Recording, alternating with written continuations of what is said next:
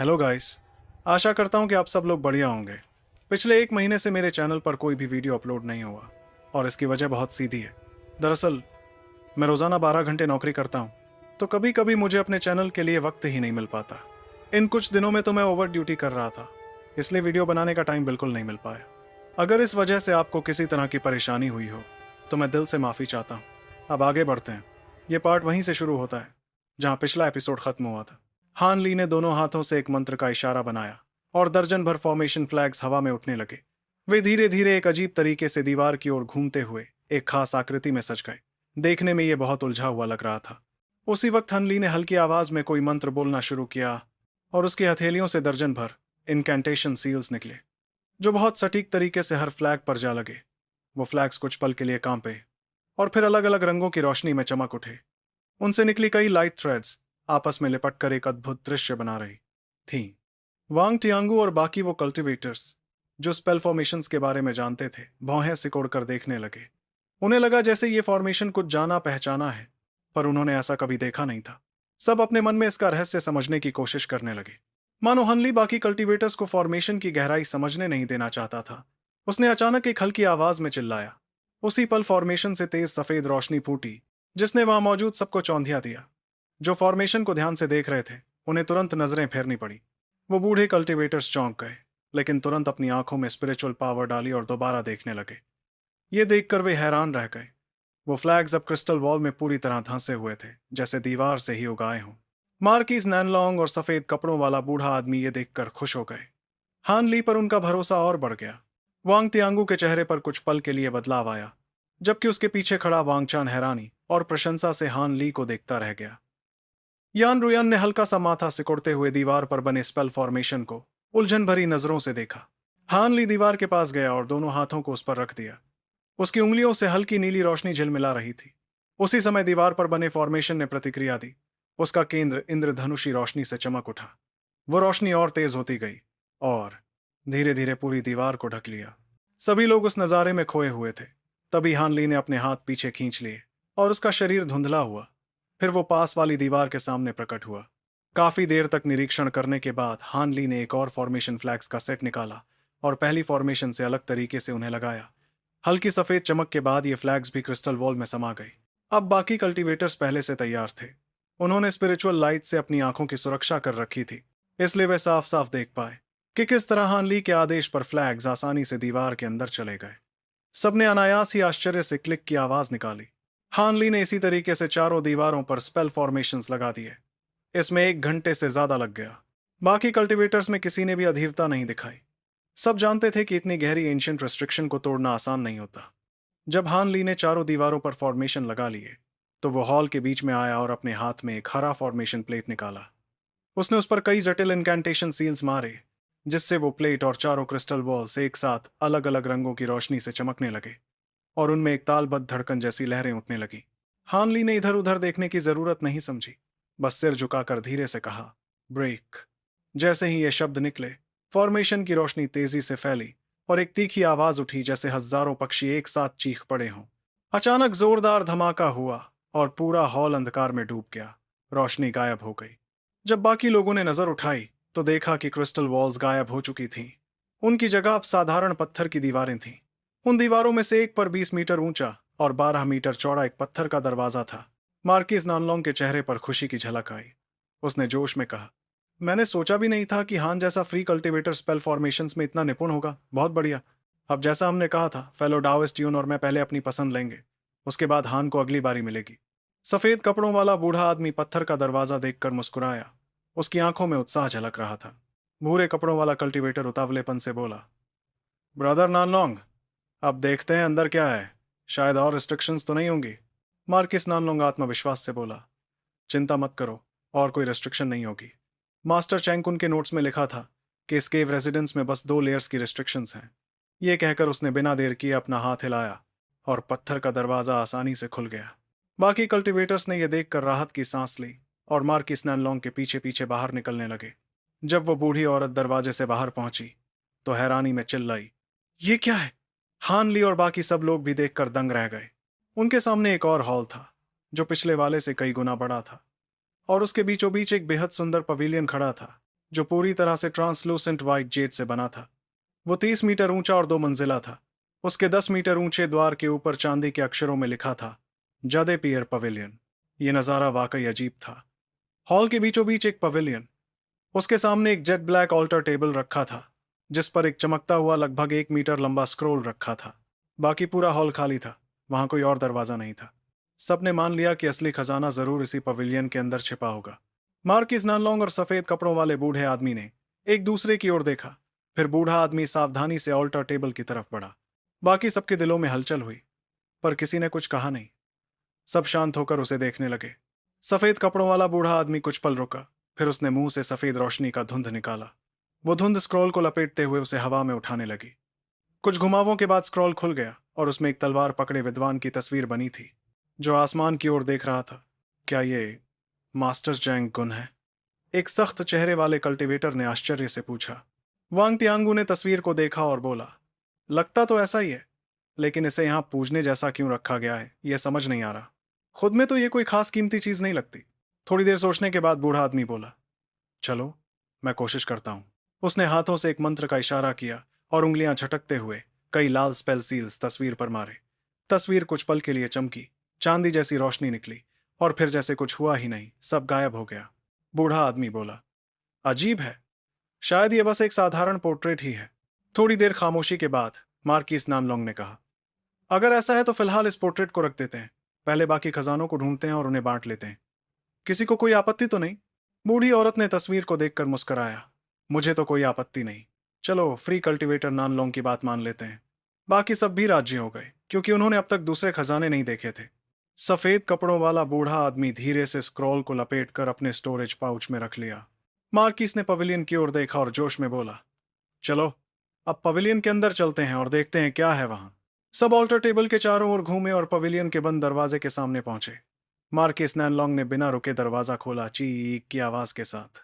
हान ली और बाकी लोग जैसे ही अंदर कदम रखने वाले थे, उन्हें तेज रोशनी ने ढंक लिया।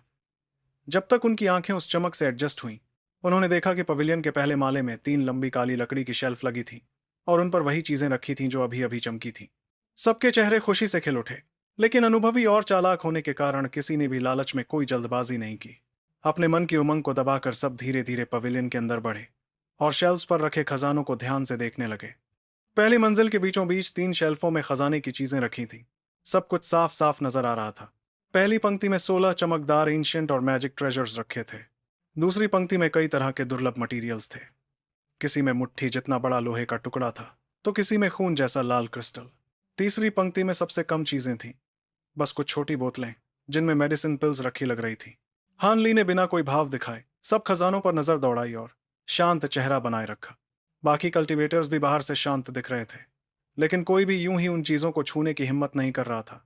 सब सिर्फ अपनी आंखों से हर मैजिक ट्रेजर की कीमत और उपयोग का अंदाजा लगा रहे थे, क्योंकि अब जल्द ही उन्हें आपस में बांटना था। थोड़ी देर बाद मार्किस नानलोंग आगे बढ़ा और पार्टी की तरफ से खजानों की जांच शुरू की।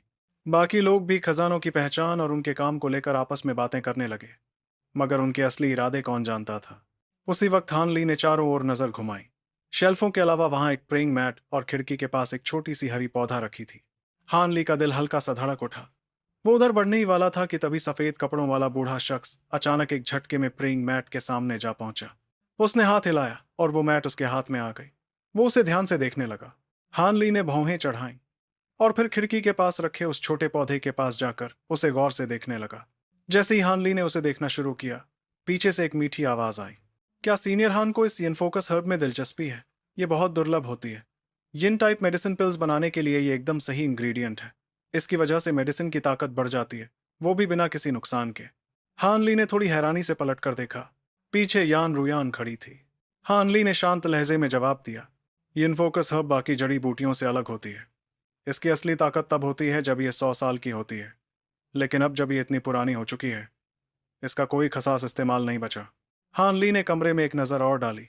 वांगचान अपने दूसरे चाचा वांग तियांगू के पीछे पीछे था और बहुत उत्साह में उससे कुछ बात कर रहा था। वो यान रुयान की तरफ बिल्कुल ध्यान नहीं दे रहा था। यान रुयान ने मुस्कुराते हुए हान ली की ओर देखा। उसकी आंखों में चमक थी। मैंने नहीं सोचा था कि सीनियर हान को स्पेल फॉर्मेशंस ही नहीं, बल्कि मेडिसिन पिल रिफाइनमेंट का भी इतना ज्ञान है। सच में मैं बहुत प्रभावित हूं। हान ली इस औरत की बातें सुनकर तुरंत सतर्क हो गया। उसने सीधे सीधे कहा, पिल रिफाइनमेंट? बस थोड़ी बहुत जानकारी है। लेकिन फ्री कल्टीवेटर यान, क्या तुम्हें अपने पति के साथ मेरे रिश्ते के बारे में पता नहीं? तुम्हें डर नहीं लगता कि मुझसे बातें करके तुम अपने पति का गुस्सा भड़का दोगी? यान रुयान की मुस्कान गायब हो गई। उसने हल्की निराशा भरे स्वर में कहा, बिल्कुल पता है।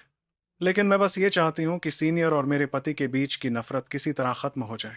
हानली ने भौं उठाई और होंठों पर हल्की सी मुस्कान आई। खत्म? तुम्हारे डेविल डाउ सेक्ट और हमारे हेवनली डाउ अलायंस का रिश्ता हमेशा से दुश्मनी भरा रहा है। अब इसमें खत्म करने जैसा क्या है? यान रुयान ने कड़वी मुस्कान दी और कुछ कहने ही वाली थी कि अचानक मार्किस नानलोंग की आवाज गूंजी। सुनो फ्री कल्टीवेटर्स, पहले हम इस मंजिल के खजाने बांट लेते हैं, फिर ऊपर चलते हैं। यह सुनकर हान ली ने अब और ध्यान नहीं दिया और सीधा वहां चला गया। यान रुयान के चेहरे पर कई तरह के भाव उभरे। फिर उसने धीरे से मुस्कुराते हुए हान ली का पीछा किया।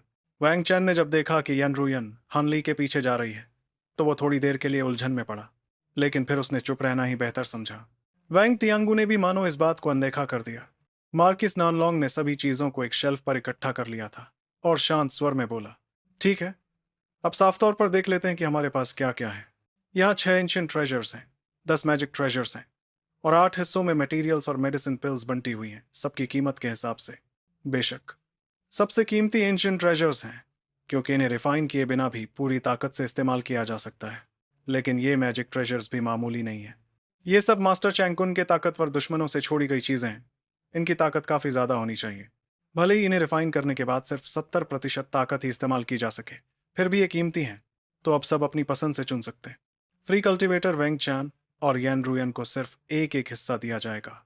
वो बूढ़ी औरत तुरंत आगे बढ़ी और बोली, मैं इतनी बूढ़ी हूं, अब मेरे पास मैजिक ट्रेजर रिफाइन करने का टाइम नहीं है, तो मुझे एंशिएंट ट्रेजर ही चाहिए। बाकी लोगों ने कुछ नहीं कहा, लेकिन उनके दिलों में हल्की मुस्कान थी। तभी वैंग तियांगू ने भारी लहजे में मार्किस नैनलोंग से कहा, क्या फ्री कल्टीवेटर नैनलोंग और यून पहले नहीं चुनेंगे? क्या पता ऊपर की मंजिल में तुम्हें कुछ पसंद ना आए। मार्किस नैनलोंग का चेहरा सख्त हो गया। उसने ठंडे स्वर में कहा, ब्रदर वैंग, इसका मतलब क्या है? सफेद कपड़ों वाला बूढ़ा शख्स भी वांग तियांगू की तरफ नाराजगी भरी नजरों से देखने लगा। वांग तियांगू ने उनकी अनदेखी करते हुए मुस्कुराया, कुछ नहीं, बस मुझे लगा कि अगर तुमने पहले नहीं चुना तो अफसोस होगा। मार्किस ननलोंग ने ठंडी सांस ली और बोला, यहाँ ऐसी कोई चीज नहीं है जिसे मैं या फ्री कल्टीवेटर यून पहले चुनना चाहेंगे। जहां तक खान की बात है, यह उस पर निर्भर करता है कि वो अपनी प्राथमिकता का अधिकार इस्तेमाल करना चाहता है या नहीं। उसके लहजे में वैंग टियांगो के लिए नाराजगी साफ झलक रही थी। हान ली ने ठोड़ी पर हाथ रखकर कहा, मुझे भी अभी अपनी प्राथमिकता का इस्तेमाल नहीं करना, मैं इसे दूसरी मंजिल के लिए रखूंगा।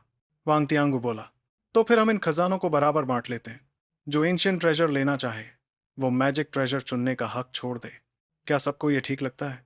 हाँ ठीक है, मुझे मंजूर है। हाँ ठीक है। बाकियों ने भी इसे सही मानकर सहमति दे दी। हान ली ने मैजिक ट्रेजर्स छोड़ने का फैसला किया, जबकि सफेद कपड़ों वाला बूढ़ा शख्स और वो सांवला आदमी एंशिएंट ट्रेजर्स छोड़कर दो दो मैजिक ट्रेजर्स और एक एक हिस्सा मटेरियल्स, वो मेडिसिन पिल्स का ले लिए। बाकी सभी ने एक एक एंशिएंट ट्रेजर लिया। हान ली को एक बैम्बू ट्यूब मिला। वो नहीं जानता था कि उसकी शक्ति कितनी है, लेकिन उसने बिना परवाह किए उसे अपने स्टोरेज पाउच में रख लिया। उसने एक हिस्सा मेडिसिन पिल्स और मटेरियल्स का भी लिया। जब सबने एक एक मैजिक ट्रेजर ले लिया, तो पहली मंजिल की चीजें बांटने का काम खत्म हुआ। जहां तक प्रेइंग मैट की बात थी, हान ली ने देखा कि सफेद कपड़ों वाला बूढ़ा शख्स उसे जमीन पर फेंक चुका था और अब उस पर ध्यान नहीं दे रहा था। वो शायद किसी काम की नहीं थी। यिन फोकस हब को भी सबने पहचान लिया था, लेकिन किसी को उसमें दिलचस्पी नहीं थी। हमलावर जो उड़ते हुए कपड़ों में लिपटा था, वो कोई और नहीं बल्कि वैंग टियांगू था। वांग टियांगू ने बहुत शांति से कहा, ब्रदर युन, इतना जल्दबाजी मत करो। मैं तो बस यह तय करना चाहता था कि क्या फ्री कल्टीवेटर युन इस जेड बॉक्स पर अपनी प्रायोरिटी सिलेक्शन इस्तेमाल करना चाहते हैं या नहीं, और अगर करते हैं तो बाकी चीजों पर अपना अधिकार छोड़ देंगे। सफेद कपड़े वाला बूढ़ा शख्स फिर से शांत हो गया, लेकिन उसकी नजरें अब भी वांग तियांगू पर गुस्से से टिकी थी। वो बोला, स्वाभाविक है, पहले मैं इसके अंदर देखना चाहूंगा। अगर ये बेकार निकला तो इसे क्यों चुनूंगा? वांग तियांगू बिना डरे जेड बेड पर रखे तीनों जेड बॉक्सेस की तरफ देखने लगा और बोला, अगर मुझे ठीक याद है तो हमने तय किया था कि तुम दोनों पहले चयन करोगे और बाकी चीजें हम बराबर बांट लेंगे। लेकिन क्या तुम्हें नहीं लगता कि अगर ये तीनों जेड बॉक्सेस ले लिए गए तो बांटने के लिए कुछ बचेगा ही नहीं? मार्किस नानलोंग की आंखें ठंडी हो गईं। वो आगे बढ़ा और बोला, फ्री कल्टीवेटर वैंग, तुम्हारा मतलब क्या है? साफ साफ कहो, क्या तुम अपना समझौता तोड़ने की सोच रहे हो? वांग तियांगू ने हल्की मुस्कान दी और शांत स्वर में कहा, मैं वादा तोड़ने का कोई इरादा नहीं रखता, पर दूसरे माले पर तो बहुत कम खजाने हैं जिन्हें बांटा जा सके। और ये जेड बॉक्सेस जिनके अंदर हम अपनी स्पिरिचुअल सेंस से नहीं देख पा रहे, शायद पूरी इमारत के सबसे कीमती सामान है।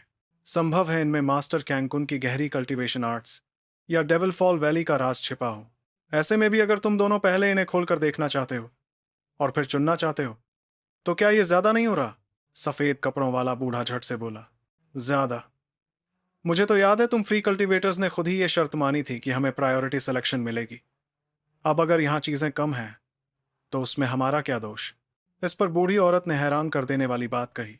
वो वैंग टियांगू का पक्ष ले रही थी। वो बोली, ऐसा नहीं कहा जा सकता। फ्री कल्टीवेटर्स को पहले चुनने का हक है, लेकिन वे पहले बॉक्स खोलकर नहीं देख सकते। अगर भरोसा नहीं है तो कोई और चीज चुन लो, जैसे ये ग्लेशियल जेड बेड ही देखो। ये नाइस कल्टीवेशन वाले लोगों के लिए ये तो बेहद अनमोल खजाना है। इतना सुनते ही मार्किस नानलोंग का चेहरा गुस्से से भर गया। उसने अपनी अंदरूनी शक्ति छोड़ी और इतनी प्रेशर वाली ऊर्जा फैलाई कि वैंग टियांगो और वो बूढ़ी औरत दोनों एक कदम पीछे हट गए। नासन सोल स्टेज पर अर्ली और मिड स्टेज का फर्क मामूली नहीं होता। मार्किस नानलोंग ने आंखें सिकोड़कर पूरे समूह को देखा। उसकी नजर तलवार जैसी तेज थी। वो बोला, अगर किसी को लगता है कि फ्री कल्टीवेटर वैंग की बात में तुक है तो सामने आ जाए।